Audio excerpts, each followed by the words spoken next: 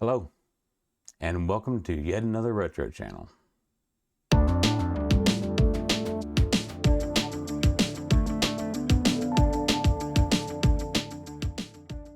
Today on the channel, we're going to be doing some Commodore content, since you guys really like that a lot. Last week, I went and picked up a lot of Commodore 64s, Commodore VIC-20s, and Commodore 1702 monitors, and we're going to start triaging the C64s today. Now, I know triage is kind of Lee's thing, my buddy Lee of More Fun Making It and More Fun Fixing It. But, like I said, he's a buddy. I'm sure he wouldn't mind me appropriating the term. Is it what? Todd! There's a video on the road trip that I took to pick these machines up, and you can find that up here. It'll also be linked in the description. So if you want to go back and watch that video, there's not much on the actual machines, it's more about the road trip itself. And in that video, I said that there were 10 Commodore 64s, 3 VIC-20s, and 3 1702s. Well, there are 3 1702s. However, one of the Commodore 64s, which was wrapped in some orange bubble wrap, actually turned out to be a VIC-20. So I've got 9 Commodore 64s, 4 VIC-20s, and the 3 1702s.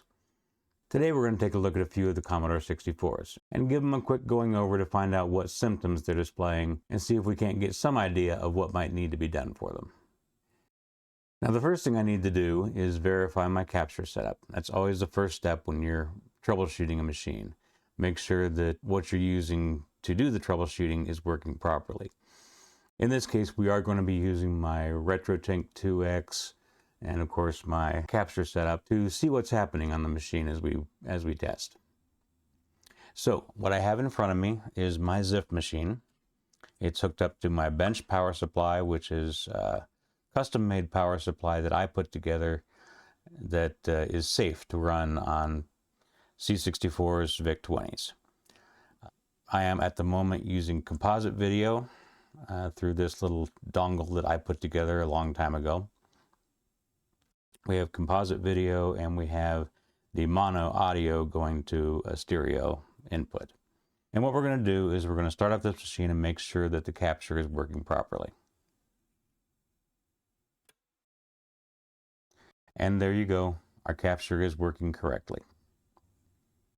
You probably can't hear it, I'm sure you can't hear it, but there is a slight buzzing that came in when I started up the machine, and that's coming from the SID chip, so I know the audio is working as well.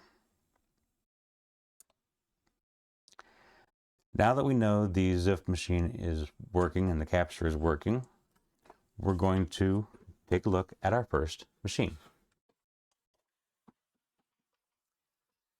We have a standard bread bin. It's pretty well yellowed, I think.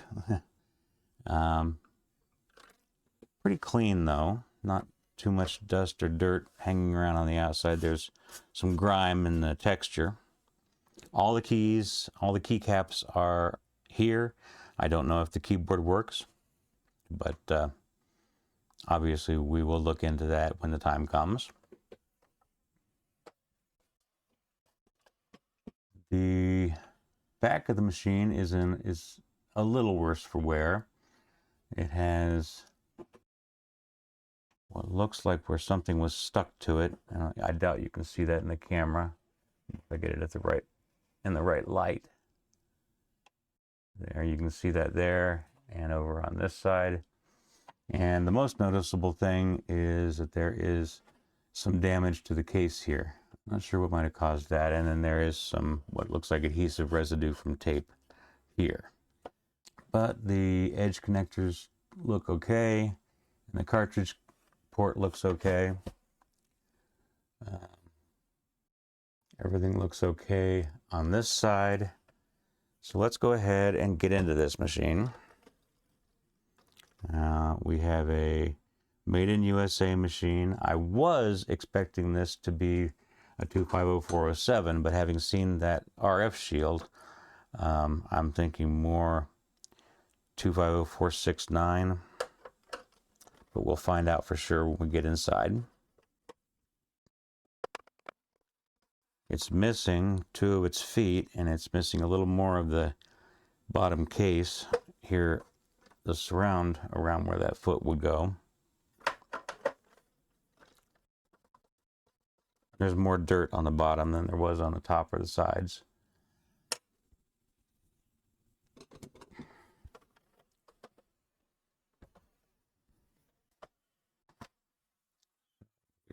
Pop this open. I'm guessing there's going to be clip damage because I didn't get any kind of a crackle or crack from opening the clips.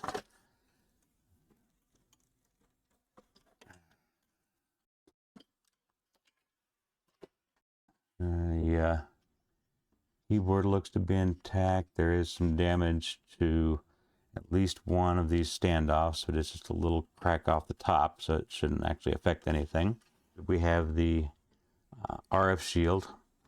It is missing the screw there, the screw there, and the screw there.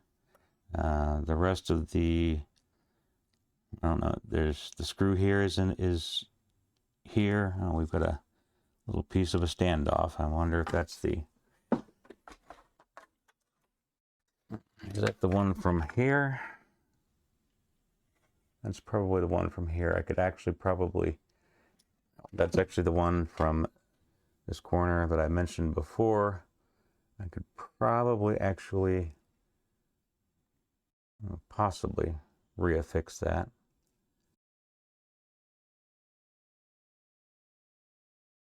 Yeah, there's nothing missing from it, so a little super glue would do the trick there. So we'll set that aside. But as I was saying, we have the screw for the motherboard here, but it's not in a standoff. We have the screw here, which does feel like it's in the standoff. No, it's not. No, it's come loose too. Then the only screw that's holding this motherboard down is this one right here. So if I take this off,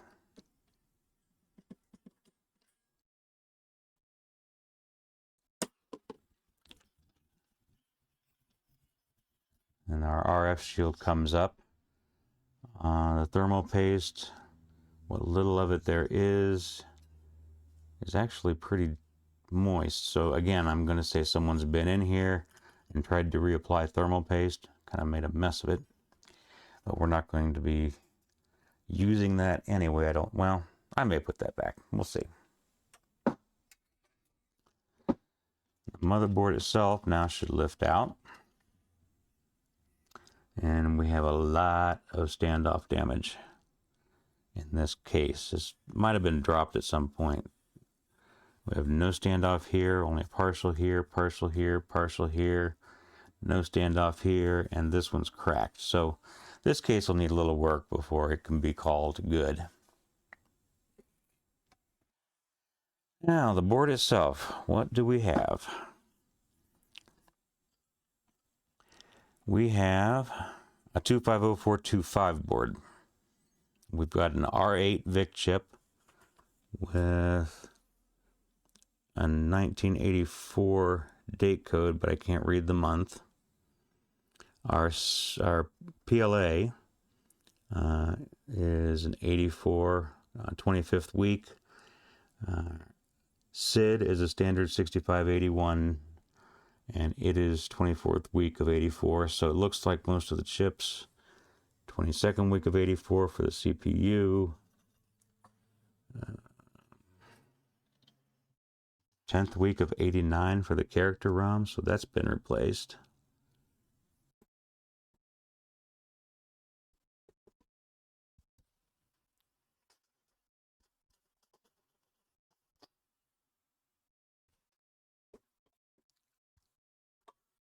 Uh, 21st week of 84 for the kernel, and the basic 1984 23rd week for basic ROM.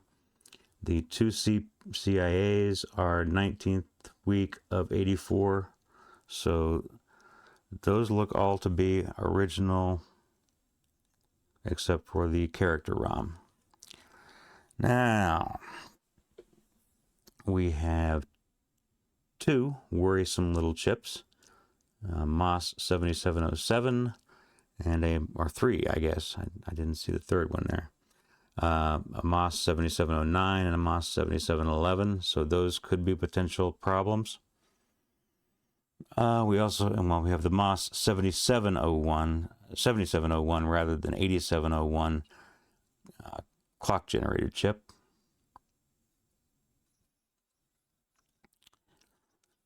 I don't see any obvious damage. The capacitors, the electrolytics look good.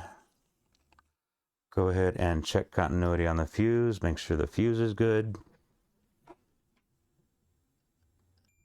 And it is. Okay, I think I'm ready to give this thing a shot and see what we get on the output.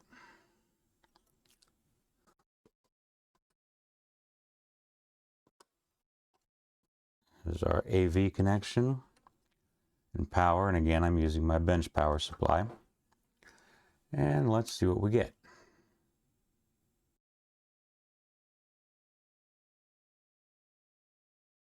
And we are getting nothing. Nothing at all. All right. It's time to check some voltages.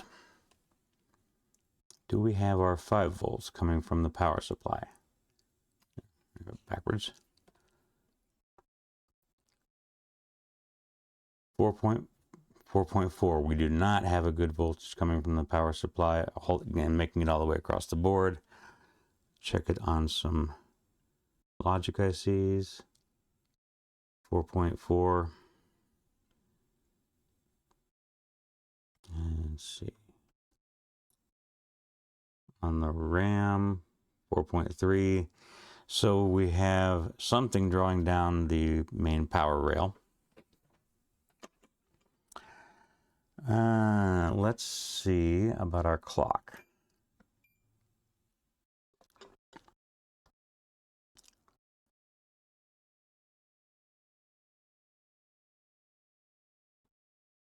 .193 megahertz. That's not good.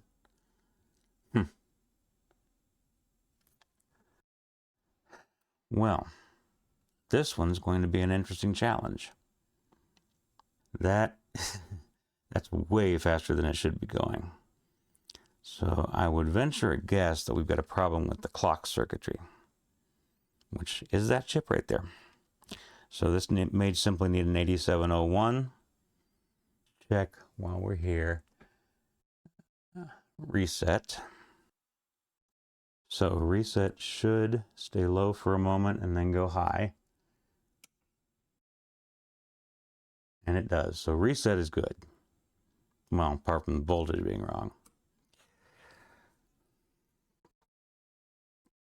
And let's check the voltage regulators for the 5 volt and 12 volt rails that go to the VIC and the CPU. So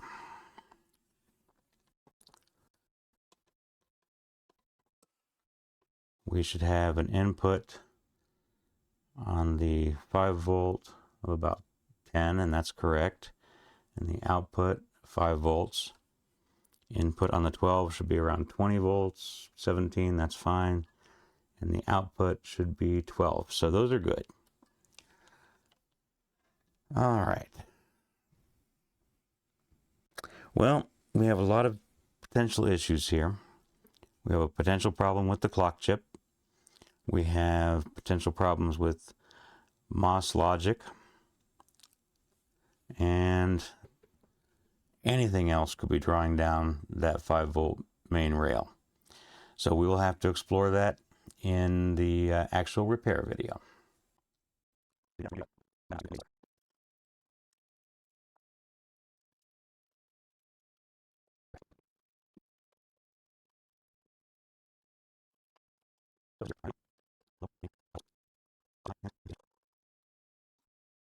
And that's as far as we could test that one.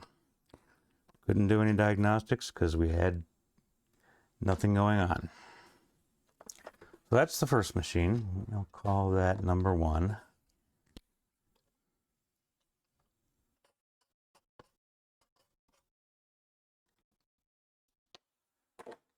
And we'll set that aside. Machine number 2, roughly the same condition as the first one. A little more dirt and grime on it. All the keys, all the keycaps are present and intact. No case damage that I can see on the back. The ports look okay. Again, someone has been in this because the case clips aren't clipped correctly. I don't see anything wrong with the ports on the side. Well, let's see what we've got inside. No feet, well, 1 foot.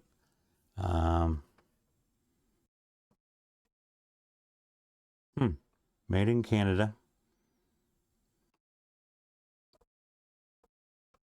An FCC sticker, which it's not particularly common. Let's see what we've got.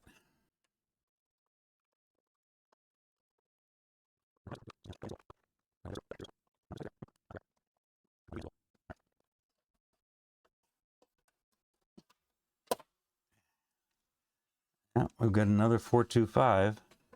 This one cracked pretty good when I popped it open.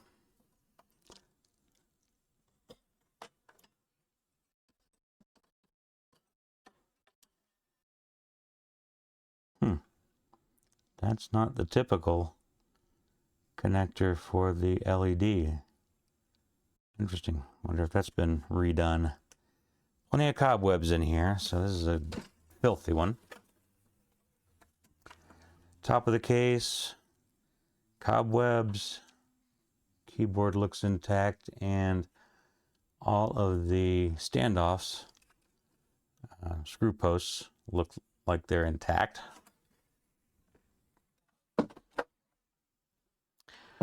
We do have an RF shield, though it's been crushed.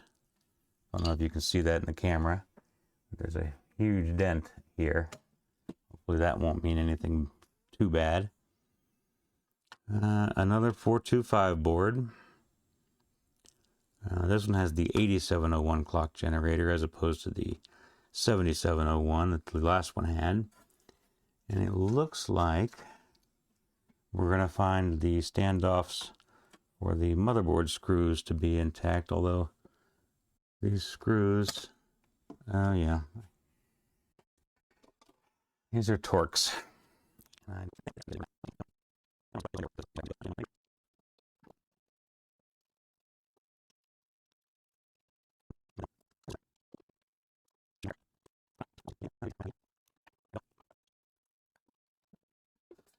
All right. That thermal paste is still viable as well. To clean that off.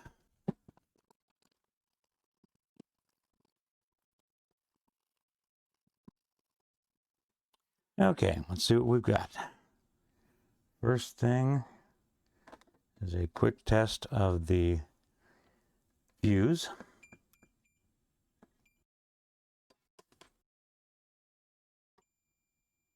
Fuse is good. All right, now our chips, 6567 R8, 24th week of 84, 20th week of 85 for the clock generator chip. I'm guessing that's been replaced. Let's see, 84 for the SID, which is a 6581, 84 for the PLA, 84 for the CPU. Let's see. Let's move this out of the way. The character ROM 84, kernel ROM 84, and basic ROM 84, and the two CIAs are 84. We have 1, 2, 3,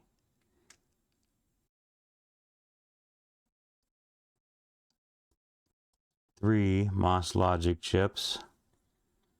I see 1, 2, 3, 3 MT RAMs. So this board has a lot of potential issues. All the electrolytics look to be intact. A lot of cobwebs.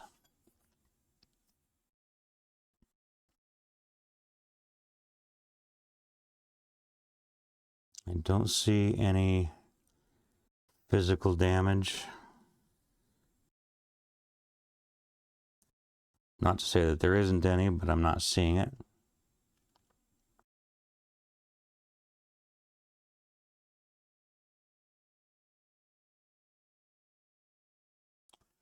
Okay, I'm ready to give this a shot. So, video in.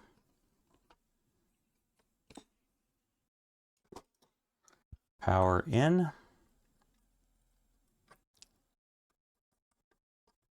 If I can. There it is. And let's see if we get any video.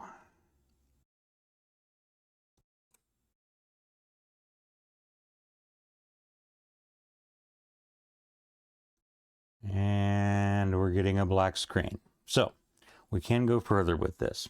Before we do that, let's check our voltages.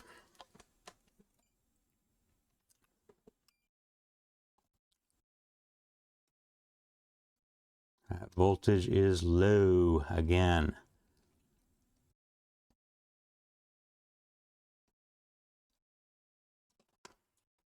So we've probably got a short somewhere. Voltages on the 5-volt regulator, input 10 volts, output 5 volt 5.047, input on the 12 20, output on the 12 12. So we're good with power. Now let's check reset.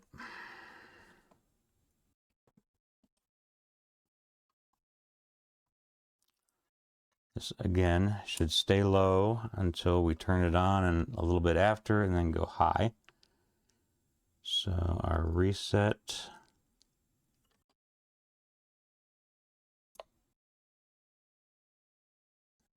is functioning correctly. Now let's check the clock frequency. 1.022 megahertz. That's perfect. So our clock is good. So we have a black screen, we have a good clock, we have a good reset, we have good, well, we have good voltages for the VIC and the SID. We do not have good voltages for the rest of the board. So we're going to find out we have a short. MOS logics and MT RAMs are good candidates for that. Let's see. Get some diagnostics. This should be dead test. Let's see if we get anything from dead test.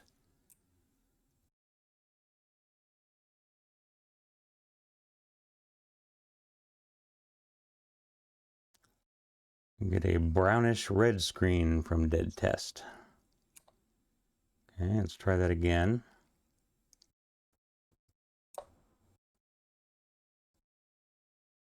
Yep, same thing. Brownish red screen.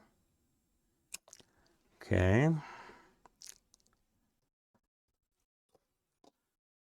This should be test max.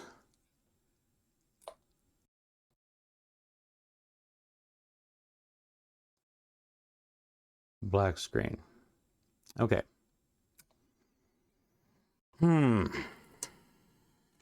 All right, we have mostly socketed chips here, so we can at least do one quick test. And for that one, dead test, and I think, Des Test Max, neither one requires the CIA. Well, I think Des Test Max will run without the CIAs, but you won't see the timers, correct? But I don't think, I know Dead Test doesn't require the CIAs or the ROMs. So we'll try taking these out and see if one of them is what's causing the short that's drawing the power rail down.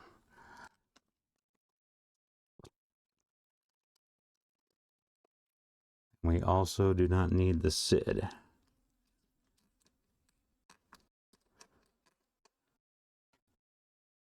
So all we really need for a Dead Test to work is the vic-ii, the PLA, and the CPU. And let's see if we get anything on Dead Test now.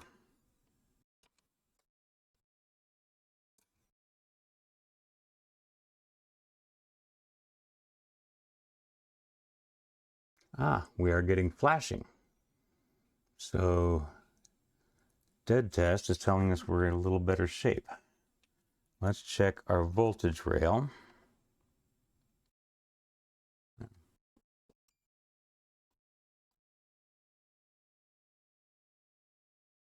Still 4.5 volts, so we've still got a short somewhere on the board.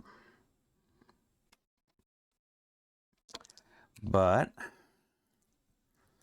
let's see if Des Test Max does anything.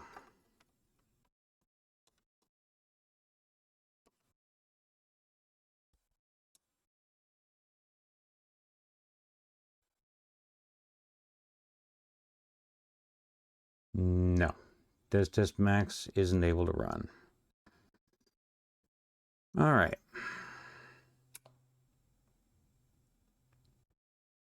At least I think that's Des Test Max. We'll check that in the zip board and see what one I've got in there. What I could really use would be a Des Test Max switch. Wait a minute. I was at VCF Midwest a little while back, and at the booth for American Retro Shop, I picked up a Des Test Max switch kit. So, why don't I build that up?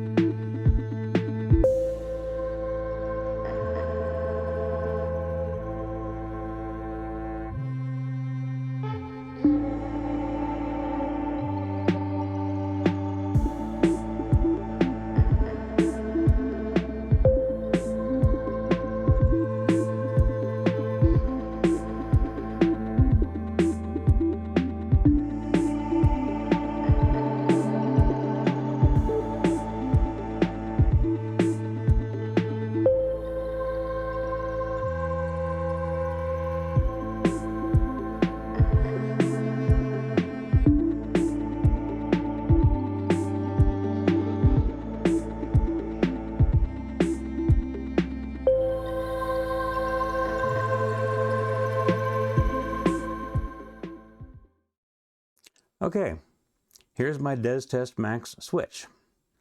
So, and I know this is set to Des Test Max because it's the only thing on here. So let's go ahead and see what Des Test Max switch has to say. There we go. Anything from Des Test Max switch.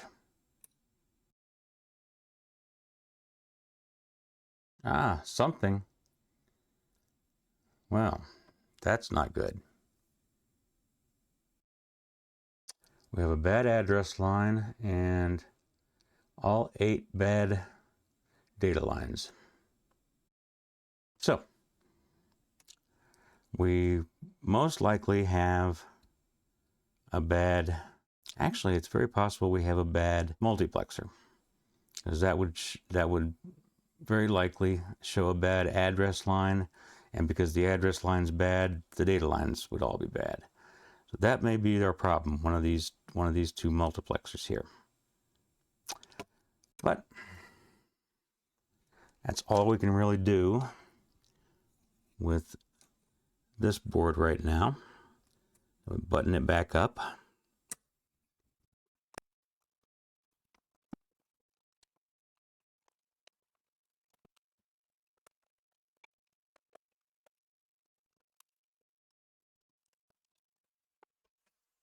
And label.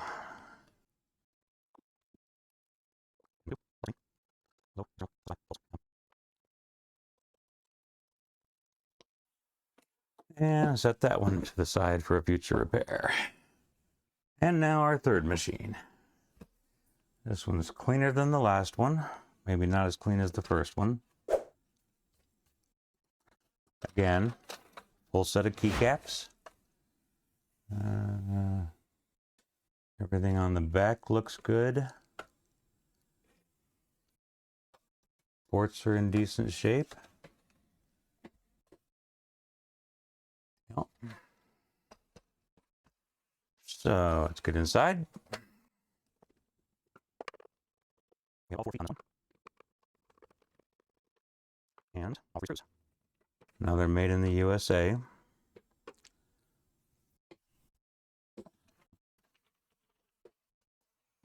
And what board revision are we going to get this time? Anybody want to bet? I'm thinking this one's going to be another 425. No, it's not. It's going to be a 407.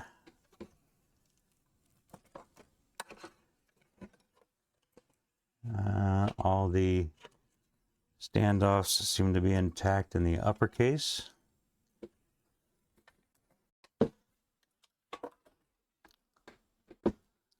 Someone might have been in this one because this is loose. Yeah, most likely someone's been in this one. That would have been, well, it could have just had, the adhesive could have just worn out, dried out. But we have a very pretty board. About the one and only thing that these cardboard covers do anymore is keep the boards cleaner. It doesn't actually serve to reduce RF, as we don't need to worry about that anymore. Have all the screws. Let's get those out of there.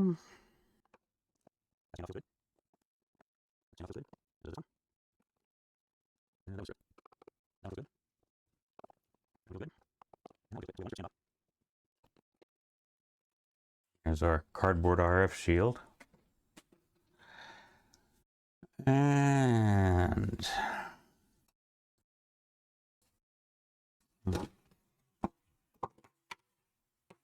interesting, some debris of what looks like Christmas tinsel. It's silvery. That standoff is starting to crack. That one's gone completely. Not just stripped, it's gone. That one's cracked. That one's cracked. That one's starting to crack. So the standoffs could probably use replacement. And here's our motherboard. It is a 250407. Now for these, if we want to see the VIC, we've got to pop the can.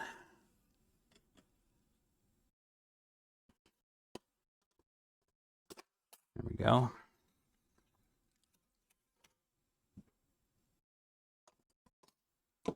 And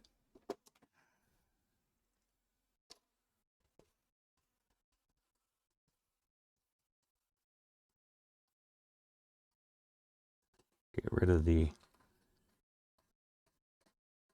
crusty heatsink compound. So, what do we have in here?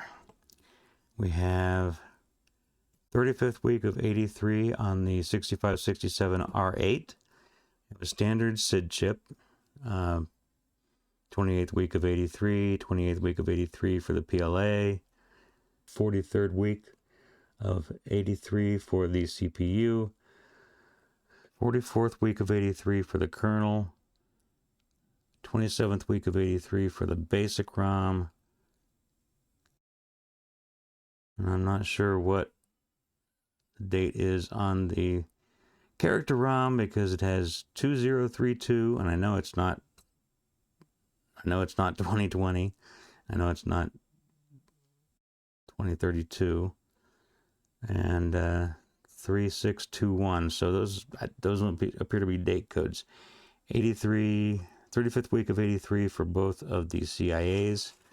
So I think most of the custom chips are the original ones. Let's see.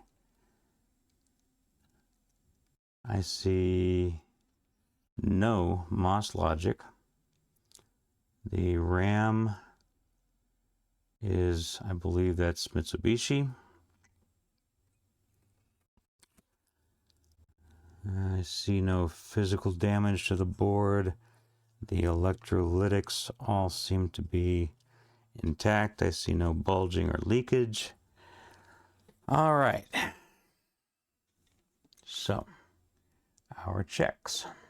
Let's check our fuse.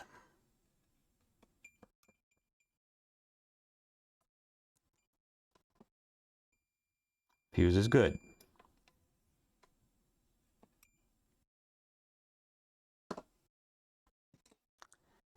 All right, we are ready to hook up video and power and see what we get when we turn this thing on.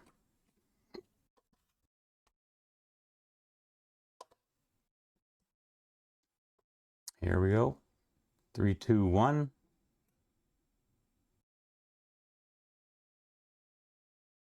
And it's a black screen. All right. Let's check our voltage rails again. 4.1. Oh, that sucks. So we've definitely got something going on. A short or bus conflict or something causing that. Let's check our 5-volt input. Did I just blow the fuse? Yep, blew the fuse. My bad. I was a little careless with my probe, and when I was probing the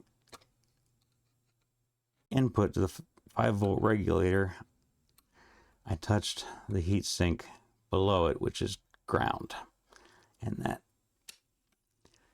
that popped the fuse. Okay, replacement fuse.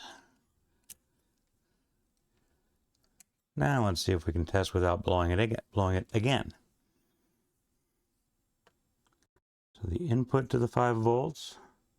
No, wrong setting. Input to the 5 volts. 10 volts, good. Output 4.97. Tiny bit low actually, but it'll do. Input to the 12 volts. 19. Output 11.92. Again, just a tad low, but it'll do. Let's check again. 3.7, 3.8, 3.9. No way is that going to be enough to run the main board. So, but we can check our clock and reset again. So reset. Where'd the little clip go? I don't have enough hands. Reset in 40. And this should stay low for a moment and then go high. And it does. And then the clock. So 1.02 megahertz, which is correct. All right.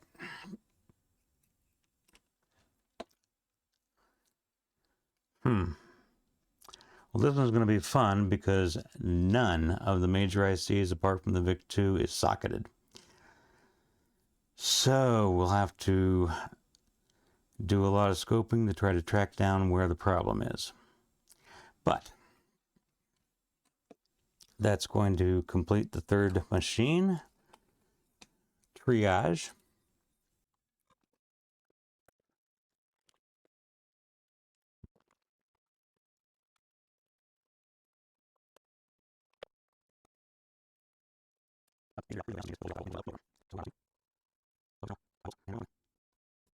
So, you will see these 3 machines in repair videos coming up.